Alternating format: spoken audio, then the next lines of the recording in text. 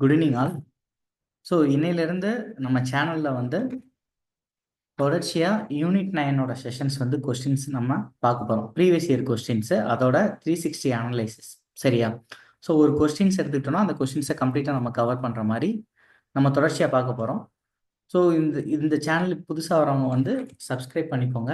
உங்களுக்கு ஏதாவது டவுட்ஸ் இருந்தாலோ, ஸோ உங்களுக்கு வேறு எக்ஸாம் பாயிண்ட் ஆஃப் வியூவில் உங்களுக்கு என்ன மாதிரியான அப்ரோச்சஸ் வேணும்னாலும் எனக்கு கமெண்ட் பண்ணுங்கள். ஸோ கட்டாயமாக அந்த வீடியோ உங்களுக்கு பிடிச்சிருந்தா லைக் பண்ணுங்கள், ஷேர் பண்ணுங்கள் எல்லாருக்குமே. சரியா? ஸோ ஓகே, இன்னைக்கு கிளாஸஸை ஒரு நாளைக்கு நம்ம 8 to 10 கொஸ்டின்ஸ் நம்ம கவர் பண்ணுற மாதிரி பிளான் பண்ணிக்கலாம். ஸோ இனி தொடர்ச்சியாக நம்ம யூனிட் 9ல் இந்த செஷனை எடுத்துகிட்டு போவோம். சரியா? ஸோ யூனிட் 9லேருந்து இந்த செஷன் ஸ்டார்ட் ஆகுது. ஸோ கொஸ்டின்ஸ் வந்து home based care for young child was implemented in Tamil Nadu in following districts under the phase 1. Okay, so home based care for young child. ஓகேவா? ஸோ இது என்ன, இது home based care for young child அப்படிங்கிறது வந்து என்ன கான்செப்டுக்காக உருவாக்கப்பட்ட திட்டம்? சரியா?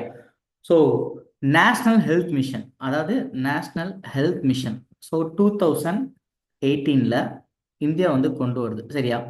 ஸோ தேசிய சுகாதார இயக்கம் அப்படின்னு ஒரு இயக்கம் கொண்டு வராங்க 2018ல். அதில் முக்கியமான ஒரு விஷயமா அவங்க டார்கெட் பண்ணுறது வந்து RMNH. Okay, so RMNCH+A.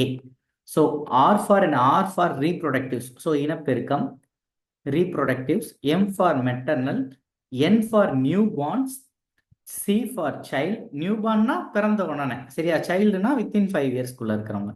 So அவங்களோட ஹெல்த் அண்ட் அடலசன்ஸ். ஸோ இந்த இந்த 6 விஷயங்களையுமே நம்ம கனெக்ட் பண்ணுற மாதிரி ஒரு ஸ்கீம்ஸை, இந்த 6 விஷயங்களையுமே நம்ம வந்து இந்த 6 விஷயங்கள்லாம் என்ன இம்ப்ளிமெண்ட் ஆகும்? So maternity, IMMR, so MMR maternal mortality rate, IMR infant mortality rate, neonatal NMR neonatal mortality rate. So இந்த 3 ரேஷியோஸையும் 3 ரேட்ஸையும் நம்ம சால்வ் பண்ணுறதுக்காக கவர்மெண்ட் கொண்டு வந்த திட்டம் தான் இந்த home based care for young child. So அது வந்து நேஷனல் ஹெல்த் மிஷனில் இருக்கிற ஒரு பார்ட். சரி, இந்த home based care for young சைல்டுக்கு முன்னாடி 2011ல் ஒரு திட்டம் இருந்தது. அந்த திட்டத்தை தான் விரிவாக்கம் பண்ணாங்க. ஸோ அந்த திட்டம் வந்து home based new born child's. Okay, new born child's. So இது என்ன அப்படின்னா, ஆஷா ஒர்க்கர்ஸ், நம்ம ஊரில் சொல்கிறோம் இல்லையா, அங்கன்வாடி ஒர்க்கர்ஸ், அதே மாதிரி ஆஷா ஒர்க்கர்ஸை அவங்கள வச்சு இந்த திட்டத்தை வந்து செயல்படுத்துறாங்க. இந்த திட்டம் வந்து 48 நாள் குழந்தைங்களை வந்து இந்த ஆஷா ஒர்க்கர்ஸ் வந்து கண்காணிக்கிறது தான் முக்கியமான திட்டம். 2011ல் கொண்டு வந்த இந்த திட்டம். சரியா? 42 நாள் கண்காணிப்பாங்க. அதே மாதிரி அவங்க வீட்டுக்கு வந்து 5 தடவையாவது அவங்க போகணும். ஸோ குழந்தை பிறந்ததுல 3ஆவது நாள், 5ஆவது நாள், ஸோ அந்த மாதிரி ஒரு 48 நாள் அவங்க தொடர்ச்சியாக குழந்தைங்களை வந்து கண்காணிக்கிறத வந்து முக்கியமான நோக்கமாக வச்சு இந்த திட்டம் வந்தது. இந்த திட்டத்தோட எக்ஸ்பாண்ட் வெர்ஷன் தான். ஸோ இந்த திட்டம் ஆரம்பிக்கப்பட்டது வந்து 2018ல், home based care for young child. So இந்த திட்டம் வந்து என்ன சொல்லுச்சு அப்படின்னா, அப்படியே எக்ஸ்டென்ஷன். ஸோ 42 நாள்ல இருந்து இந்த திட்டம் வந்து எப்படி மையப்படுத்துச்சு அப்படின்னா, இந்த திட்டம் வந்து ஆல்மோஸ்ட் 15 மாசம் வரைக்கும் குழந்தைங்களை கண்காணிக்கணும். ஸோ குழந்தைகள் வந்து இறக்கிறதுக்கு முக்கியம், இந்தியாவில் வந்து 50% குழந்தைகள் வந்து நியோனட்டலில் தான் அதிகமாக இறக்குறாங்க. சரியா? நியோனட்டல் குழந்தை பிறந்த 28 நாட்களில் அதிகமாக அவங்க கிட்டத்தட்ட 51% இறப்பு வந்து குழந்தை இறப்பில் 58% வந்து நியோனட்டல், குழந்தை பிறந்த 28 நாள் இருக்கு. ஸோ அதுக்கப்புறம் இருந்த அந்த 1 இயர் வந்து டயேரியாவாக இருக்கட்டும், நிமோனியாவாக இருக்கட்டும், இந்த மாதிரி தொற்று நோய்கள்னால குழந்தைகள் இறப்பு அதிகமாக இருக்குது. ஸோ அப்போ அதையும் நம்ம சால்வ் பண்ணணுங்கிறதுக்காக கொண்டு வரப்பட்ட திட்டம் தான் home based care for young child. ஓகேவா? ஸோ இந்த திட்டத்தின்படி அவங்க பீரியட்ஸாக, ஸோ 3, 6, 9, 12, 15 இந்த மாசமெல்லாம் கட்டாயம் அவங்க வீட்டுக்கு போய் குழந்தைய கண்காணிக்கணும். இது ஏன் வேற இந்த குழந்தைகள் இறப்பை தடுக்கணும்னா முக்கியமாக என்ன செய்யணும்? தாய்ப்பால் கொடுக்கறத ஊக்குவிக்கணும். சரியா? குழந்தை பிறந்த உடனே தாய்ப்பால் கொடுக்கறத ஊக்குவிக்கணும். அதே மாதிரி கண்டினியூவா அவங்க ஒரு 15 மாதம் குழந்தைகளுக்கு தாய்ப்பால் கொடுக்கறத ஊக்குவிக்கிறதையும் ஒரு முக்கியமான நோக்கமா வச்சிருக்காங்க. ஸோ இதோட முக்கியமான நோக்கமே மெட்டர்னல் மோர்டாலிட்டி ரேட்டை கம்மி பண்றது, இன்ஃபன்ட் மோர்டாலிட்டி ரேட்டை கம்மி பண்றது. ஸோ இது எல்லாமே தான். ஸோ இதுல நியூட்ரிஷன்ஸ், சுகாதாரம், ஸோ எல்லாமே சேர்ந்து இதுல இன்க்ளூட் ஆயிடும். ஸோ ஆஷா ஒர்க்கர்ஸ் வந்து உங்களை ட்ரெயின் பண்ணுவாங்க. ஸோ எப்படி நம்ம அந்த வாஷ்னு சொல்ற வாட்டர், சானிடேஷன்ஸ், ஹைஜீன்ஸ் இது எப்படி ஃபாலோ பண்ணுறது அப்படிங்கிறத ரெகுலராக வந்து அவங்க ட்ராக் பண்ணிகிட்டே இருப்பாங்க. இதே மாதிரி 2016ல் தமிழ்நாட்டில் ஒரு திட்டம் கொண்டு வந்தாங்க. இந்த தாய்ப்பால் வழங்குறத வந்து ஊக்குவிக்கிறதுக்காக மா அப்படின்னு ஒரு திட்டம் கொண்டு வந்தாங்க, MAA. So mother absolute affection அப்படிங்கிறது தான். ஸோ இது வந்து ஒரு அவேர்னஸ் ஸ்கீம் மாதிரி தான், அவேர்னஸ் பண்ணுறது தான். ஸோ பொது இடங்களில் வந்து பெண்களுக்கு வந்து தாய்ப்பால் ஊட்டுறதுக்கு ஒரு அறை உருவாக்குறது, இந்த மாதிரி அதே மாதிரி யங் சைல்டு ஃபீடிங்ஸை வந்து நம்ம ப்ரொமோட் பண்ணுறது அப்படின்னு இதை பேஸ் பண்ணி நிறையா திட்டம் கொண்டு வந்தாங்க. சரியா? ஸோ இது 2014 தமிழ்நாட்டில் வந்து ஒரு திட்டம் கொண்டு வந்தாங்க. ஓகே. ஸோ இந்த திட்டம் வந்து தமிழ்நாட்டில் இப்போ 2 ஃபேஸ் நடந்திருக்கு. டோட்டலாக இப்போ 12 டிஸ்ட்ரிக்ட்ஸ் இந்த திட்டம் செயல்படுது. பட் ஃபர்ஸ்ட் ஃபேஸ்ல வந்து 2 டிஸ்ட்ரிக்ட்ஸ்ல மட்டும்தான் இதை செயல்படுத்தினாங்க. அது வந்து விருதுநகர் அண்ட் ராமநாதபுரம். ஸோ அதுதான் நமக்கு கேள்வியா வந்திருக்கு. ஓகே. ஸோ இந்த மாதிரி ஒரு குழந்தைய பாத்துக்கிறதுக்கு ஆஷா ஒர்க்கர்ஸ்க்கு மினிமம் ஒரு குழந்தைக்கு வந்து 250 ரூபாய் கொடுக்கணும். சைல்டு ஆஷா ஒர்க்கர்ஸ்க்கு. Oh okay. So next, Tamil Nadu 3 அடுக்கு உடல்நல அடிப்படை கட்டமைப்பில் அடங்கியுள்ளவை அவை. So 3 tier health infrastructures. அதாவது முதல்ல ஃபர்ஸ்ட், அதாவது பிரைமரி, அதாவது ஃபர்ஸ்ட் டயர், செகண்ட் டயர், 3 டயர்னு மூணு அடுக்கு இருக்கு தமிழ்நாட்டில் ஹெல்த் ஸ்ட்ரக்சர்ல. சரியா? இப்படி பிரைமரி ஸ்ட்ரக்சர்ல என்ன இருக்கு அப்படின்னா, பிரைமரியா இருக்கிறது வந்து ஃபர்ஸ்ட் ஒரு சின்ன இஷ்யூஸ் வந்தாலும் அவங்க முத எந்த ஹாஸ்பிட்டலுக்கு போவாங்க அப்படின்னா சப் ஹெல்த் சென்டர்ஸ்க்கு தான் போவாங்க. ஸோ ஒரு ஹாஸ்பிட்டல்ஸ்க்கு தான் அவங்க போவாங்க. ஓகே. ஸோ சப் ஹெல்த் சென்டர்ஸ்ன்னு சொல்லுவாங்க, சப் ஹெல்த் சென்டர்ஸ். ஸோ அதுக்கப்புறம் எந்த ஹாஸ்பிட்டலுக்கு போவாங்க? Primary health centres. Primary health centre இதுக்கு அடுத்து என்ன கட்டத்தில் இருக்கிறது? அதுக்கு அடுத்து இருக்கிறது கம்யூனிட்டி ஹெல்த் சென்டர், சிஹெச்சின்னு சொல்லுவாங்க, கம்யூனிட்டி ஹெல்த் சென்டர். இதுதான் மக்களை முதல்ல சந்திக்கக்கூடிய அந்த 3rd டயர்ல இருக்கிற ஹாஸ்பிட்டல்ஸ், கவர்மெண்டோட ஹாஸ்பிட்டல்ஸ். ஸோ செகண்ட் டயர்ல என்ன இருக்கும் அப்ப? ஸோ இது வந்து 3rd டயர். செகண்ட் டயர்ல என்ன இருக்கும்? செகண்ட் டயர்ல sub district hospitals, sub district hospitals, அடுத்து டிஸ்ட்ரிக்ட் ஹாஸ்பிட்டல்ஸ்.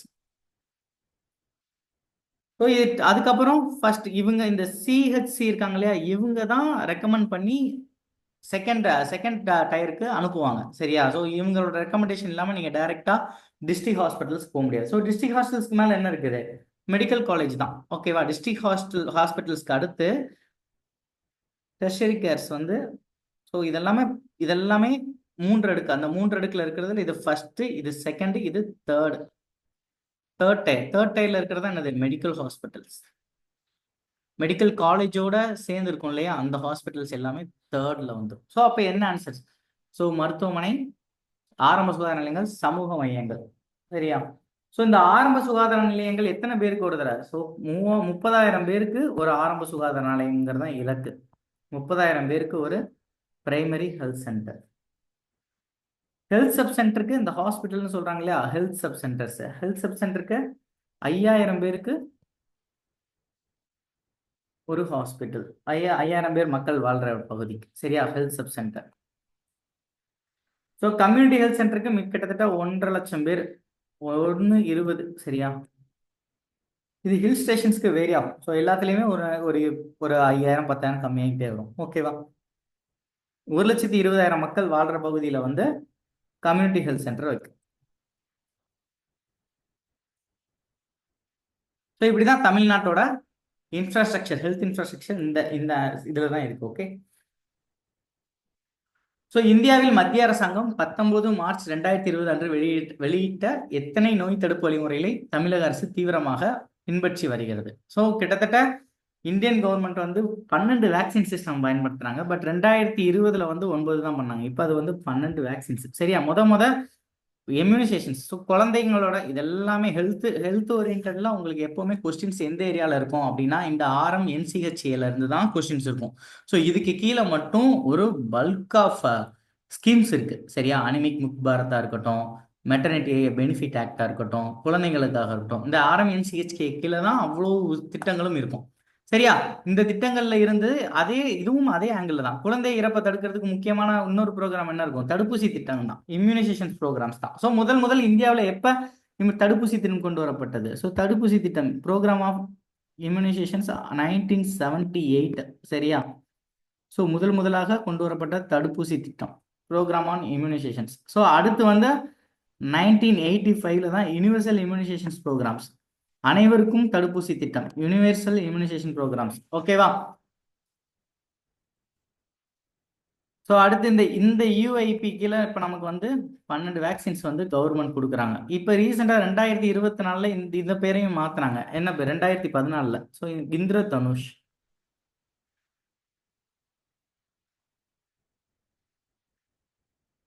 இந்திரதனுஷ் அப்படின்னு மாத்தினாங்க.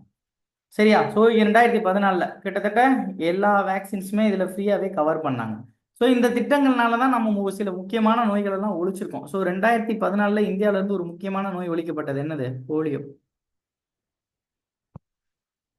2015 வந்து டெட்டனஸ். ஓகே, 2015 மெட்டர்னல் டெட்டனஸும் நியோனட்டல் டெட்டனஸும் ஒழிக்கப்பட்டுச்சு நம்ம இந்தியால இருந்து.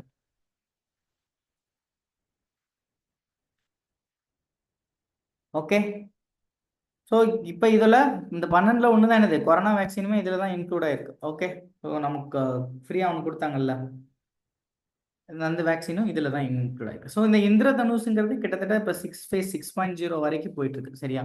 ஸோ அடுத்தடுத்த கட்டத்தில் அதை வந்து 1 கோடி பேரை போகணும், 2 கோடி பேரை போகணும் அப்படின்னு சொல்லி அதை வந்து இன்க்ரீஸ் பண்ணிட்டே இருக்கிறாங்க. Okay, next. Amrut 2.0 scheme has been approved till 2025 to 26. நகர்ப்புற வீடுகளுக்கு சுகாதாரம் மற்றும் குடிநீர் வழங்குவதை உறுதி செய்வதற்காக அம்ருத் 2.0 திட்டம் வந்து 2025 26 வரை செயல்படுத்த ஒப்புதல் அளிக்கப்பட்டது. ஓகே, ஸோ தற்சார்பு இந்தியாவின் நோக்கங்களில் ஒன்றான அனைத்து நகரங்களுக்கும் குடிநீர் பாதுகாப்பு. ஸோ ஆத்ம நிர்பர் பாரத்ல இருந்து வாட்டர் செக்யூர்ஸை வந்து முக்கியமாக டார்கெட் பண்றதுக்காக தான் இந்த திட்டம் முத கொண்டு வரப்பட்டது. முத அம்ருத் திட்டம் வந்து 2021 கொண்டு வந்தாங்க. சரியா? ஸோ அம்ருத் திட்டம் 2021 கொண்டு வந்தாங்க. ஸோ அம்ருத்னா என்னது? Atal mission for rejuvenations and urban transformations. Okay, rejuvenations and urban transformations வச்சுக்கோங்க. Rejuvenations and urban transformations.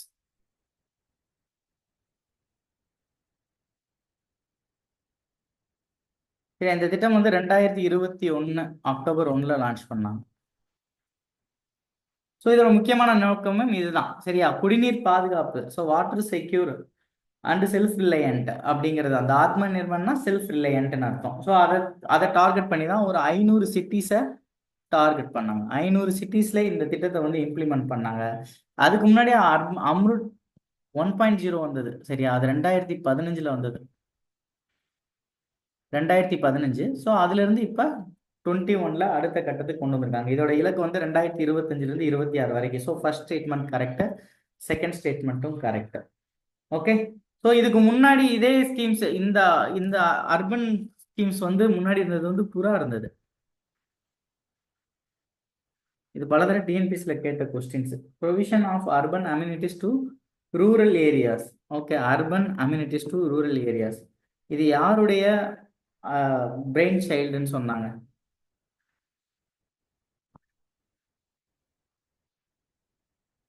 Rural areas. So இந்த திட்டம் எந்த வருஷம் தொடங்கப்பட்டது? 2003 தொடங்கப்பட்டது. இது அப்துல் கலாம், ஏபிஜே அப்துல் கலாமோட பிரெயின் சைல்டு, அவரோட அறிவு குழந்தை. ஓகே, ஸோ அதுக்கப்புறம் இந்த திட்டம் வந்து வெவ்வேறுமா மாற்றமாகி இப்போ அம்ருத் ஆயிருக்கு. ஓகே, ஸோ அதுக்கப்புறம் இது டிராப் ஆயிடுச்சு. 2013 இது டிராப் ஆயிடுச்சு. ஸோ அதுக்கப்புறம் இது அடுத்த கட்டத்தை நோக்கி நகர்ந்து இப்போ அம்ருத்தா மாறிருக்கு. Okay, so 15 Amrut, 2021 Amrut 2.0. Next, Ayushman Bharat digital missions எப்போது தொடங்கப்பட்டது? ஸோ ஆயுஷ்மான் பாரத் அப்படிங்கிறது ஒரு திட்டம். ஆயுஷ்மான் பாரத்னா என்னது? 5 லட்ச ரூபா கொடுக்குறாங்கல்ல, கவர்மெண்ட் வந்து 5 லட்ச ரூபாய் கொடுக்குறாங்க இல்லையா? ஸோ அதுதான். ஸோ அந்த திட்டம் பேர் வந்து பிரதான் மந்திரி ஜன் ஆரோக்கிய யோஜனா. ஸோ 2018 இந்த திட்டம் வந்து தொடங்கப்பட்டது. ஸோ இந்த திட்டத்தை செயல்படுத்துகிற மினிஸ்ட்ரி வந்து health and family welfares. Health and family welfares தான் இந்த திட்டத்தை வந்து தொடங்குறாங்க. சரியா? ஸோ இதோட முக்கியமான நோக்கமே யூனிவர்சல் ஹெல்த் கவரேஜ் தான். ஸோ இந்தியாவில் வந்து மெடிக்கலுக்காக செலவு பண்ணுறதுனால அவங்க பாவர்ட்டி அட்டைன் பண்ணுறாங்கங்கிற ஒரு ரிப்போர்ட்ஸ் இருக்கு. ஸோ இதை சால்வ் பண்ணுறதுக்காக தான் கவர்மெண்ட் வந்து இன்சூரன்ஸ் ஸ்கீமாக வந்து மக்களுக்கு வந்து அறிமுகப்படுத்தினாங்க. இது முழுக்க இது சென்ட்ரல் ஸ்பான்சர்ஸ். சரியா? சென்ட்ரலி ஸ்பான்சர் தான் இவங்க. கிட்டத்தட்ட எத்தனை ஃபேமிலி அவங்க கால்குலேட் பண்ணாங்க? 10 கோடி ஃபேமிலிஸை வந்து இவங்க கொண்டு வந்தாங்க. இதுக்காக அவங்க யூஸ் பண்ண டேட்டாஸ் வந்து SECC reports. Okay, social economical caste census 2011 எடுத்த social economical caste census report தான் இதில் இன்க்ளூட் பண்ணாங்க. இதை இம்ப்ளிமெண்ட் பண்ற முக்கியமான அத்தாரிட்டி வந்து national health authority. Okay, NHA. அவங்க தான் இந்த அத்தாரிட்டி தான் இதை இம்ப்ளிமெண்ட் பண்றாங்க. ஸோ ஆனுவலா எவ்வளவு? 5 லட்சம். சரியா, ஆனுவலா 5 லட்சம் ஒரு ஃபேமிலிக்கு வந்து எவ்வளோ பேர்னாலும் சரி. ஸோ ஆனுவல் 5 லட்ச ரூபா ஃபேமிலியில் யாருக்கு வந்தாலும் பார்த்துக்கலாம் அப்படிங்கிறது தான் இவங்களோட முக்கியமான நோக்கம். ஸோ இவங்க இந்த திட்டத்தை வந்து டிஜிட்டலைஸ் பண்ணாங்க. அந்த டிஜிட்டல் தான் Ayushman Bharat digital missions. So என்னைக்கு இதை ஸ்டார்ட் பண்ணாங்க அப்படின்னா 21 செப்டம்பர். ஸோ அதை பேஸ் பண்ணி தான் இவங்க என்ன கார்டு கொடுத்தாங்க? அப்பா அப்படின்னு ஒரு கார்டு கொடுத்தாங்க. ஸோ இந்த கார்ட்ஸ் ரொம்ப முக்கியம். ஓகே, ஸோ ரீசெண்டாக நிறைய அப்பான்னு ஒரு கார்டு கொடுத்துருக்காங்க, அப்பான்னு கொடுத்தாங்க. அப்புறம் நம்ம இது இருக்குல்ல, ஆதார் கார்டு, அடுத்து உத்தியோக் ஆதார், இந்த மாதிரி நிறைய கார்ட்ஸ் வந்து இவங்க கொடுக்குறாங்க. அதே மாதிரி டிசேபிள் பர்சன்ஸ்க்கு ஒரு கார்ட்ஸ் கொடுக்குறாங்க. ஸோ இந்த என்ன கார்ட்ஸ் யாரு அப்படிங்கிறத ஒரு இதை நீங்க பார்த்து வச்சுக்கோங்க எப்பவுமே. Okay okay, next. முதலமைச்சரின் விரிவான காப்பீட்டு திட்டம் எப்போது தொடங்கப்பட்டது? ஸோ முதலமைச்சரோட விரிவான காப்பீட்டு திட்டம் எப்போ தொடங்கினாங்க? 2012 தொடங்கினாங்க. சரியா, 11 ஜான்வரி 2012 தான் இந்த திட்டம் வந்து தொடங்கப்பட்டது. அதுக்கு முன்னாடி இந்த திட்டம் என்னவா இருந்தது? கலைஞர் காப்பீட்டு திட்டம். கலைஞர் காப்பீட்டு திட்டம். ஸோ ஜூலை 23 ஜூலைல ஸ்டார்ட் பண்ணியிருந்தாங்க. 2009 அதை வந்து முதலமைச்சர் விரிவான மருத்துவ காப்பீட்டு திட்டமா கொண்டு வந்தாங்க. ஸோ இந்த திட்டத்தின்படி இந்த திட்டமும் இப்போ ஆயுஷ்மான் பாரத்தும் கம்பைன் பண்ணிட்டாங்க. ஓகேவா? ஸோ கவர்மெண்ட்டும் இதுக்கு ஒரு தமிழ்நாடு கவர்மெண்ட்டும் அந்த இன்சூரன்ஸ்க்கு வந்து ஒரு நிதி கொடுக்குறாங்க. ஸோ தமிழ்நாட்டில் கிட்டத்தட்ட இது 1.37 கோடி ஃபேமிலியை கவர் பண்ணுது. சரியா, 1 கோடி ஃபேமிலியை வந்து இவங்க கவர் பண்றாங்க. ஸோ இங்கேயும் ஆனுவல் வந்து 5 லட்சம் ரூபாய் தான். 5 லட்சம் ரூபாய் தான். இதை செயல்படுத்துற insurance company UIA. Okay, United India insurance company தான் இந்த திட்டத்தை செயல்படுத்துறாங்க. ஓகே, ஸோ இப்போ இது ஆயுஷ்மான் திட்டத்தோட கப்பல் பண்ணி ஓடிட்டு இருக்கு. Okay, next.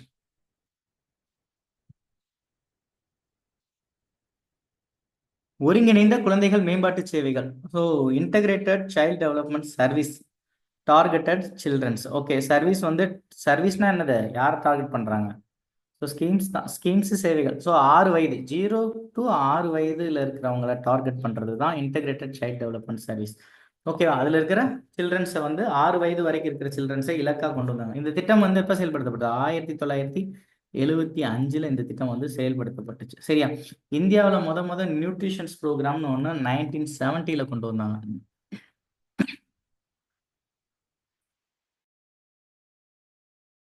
ஓகேவா?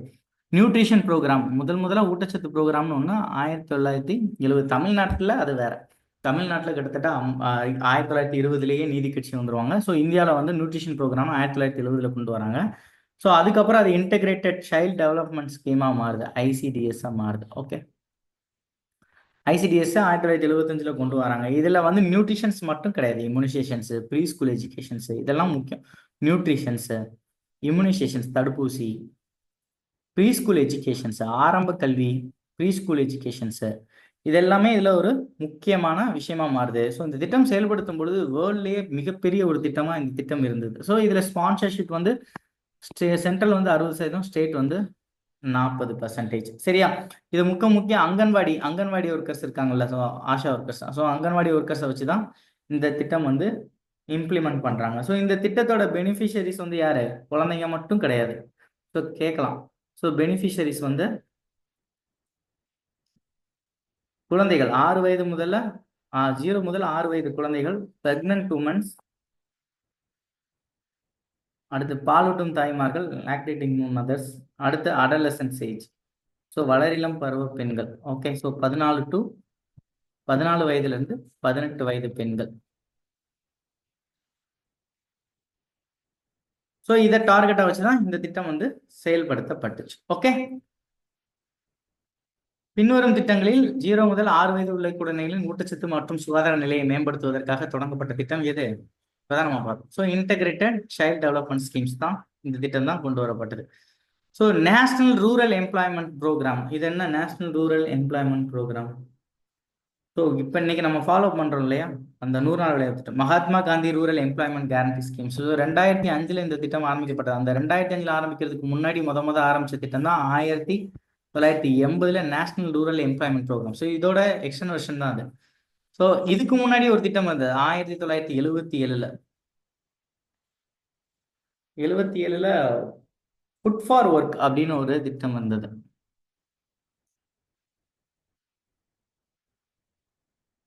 உணவுக்கு வேலை அப்படிங்கிற மாதிரி ஒரு திட்டம் வந்து இருந்தது.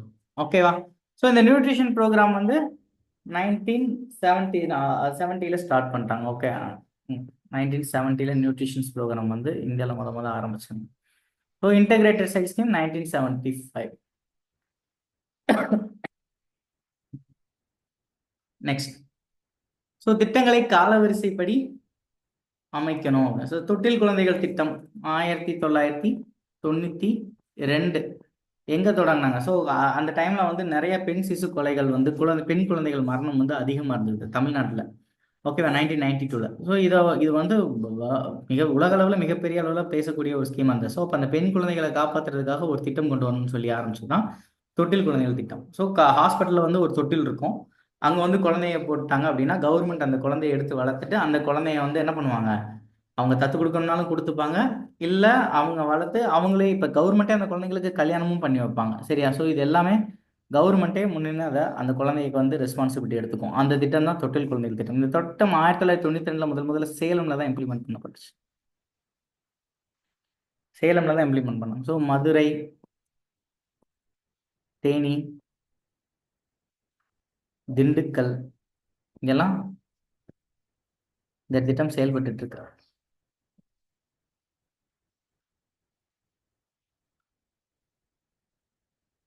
ஓகே. ஸோ தமிழ்நாடு மதிய உணவு திட்டம் எப்போ செயல்படுத்தப்பட்டுச்சு? காமராஜர் ஆரம்பிச்சது 1956. எட்டயபுரம்ல ஆரம்பிச்சார். காமராஜர் தான் இந்த திட்டத்தை தொடங்கி வச்சார். அதுக்கு முன்னாடி நீதி கட்சி. சரியா? ஸோ முத்துலட்சுமி மகப்பேறு நிதி உதவி திட்டம் எப்போ ஸ்டார்ட் பண்ணாங்க தமிழ்நாட்டில்?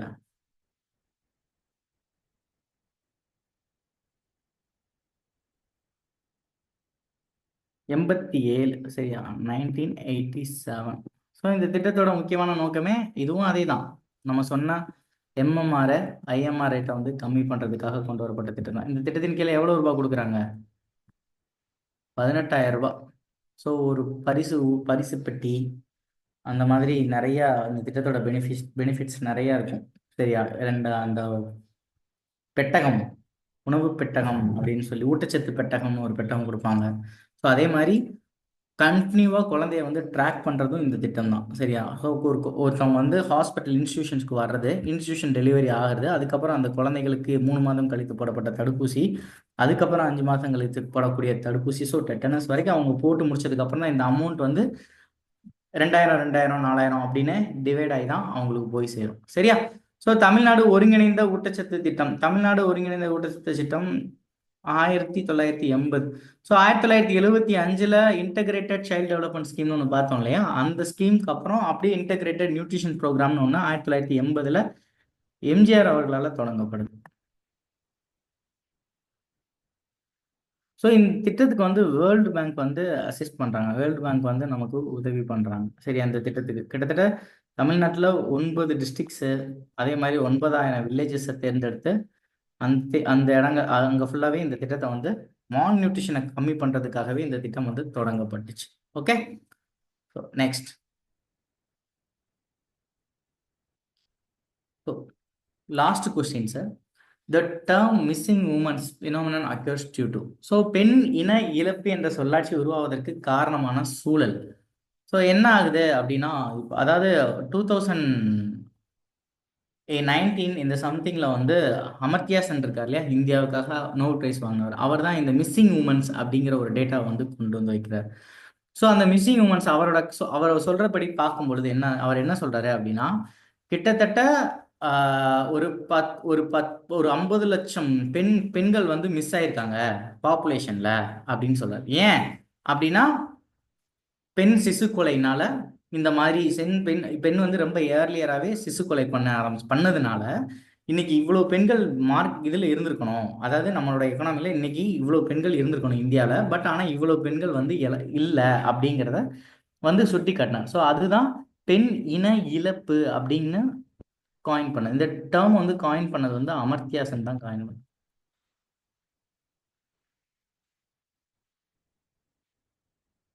ஸோ இதே மாதிரி இன்னொன்னு இருக்குது, சன் மெட் ஆஃப் ப்ரிஃபரன்ஸ் அப்படின்னு.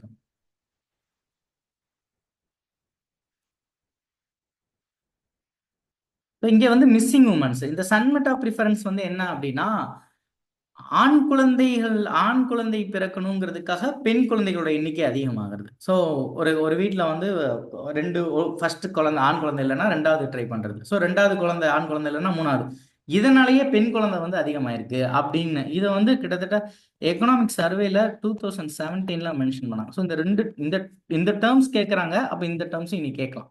ஸோ சன் மெட்டா ப்ரிஃபரன்ஸ் அப்படிங்கிறது தேவையற்ற பெண் குழந்தைகளோட எண்ணிக்கையை அதிகப்படுத்துறது, மிஸ்ஸிங் உமன்ஸுங்கிறது இருக்க வேண்டிய பெண்களோட எண்ணிக்கையை குறைக்கிறது. ஸோ ரெண்டுக்கும் டிஃபரன்ஸ் இருக்கு.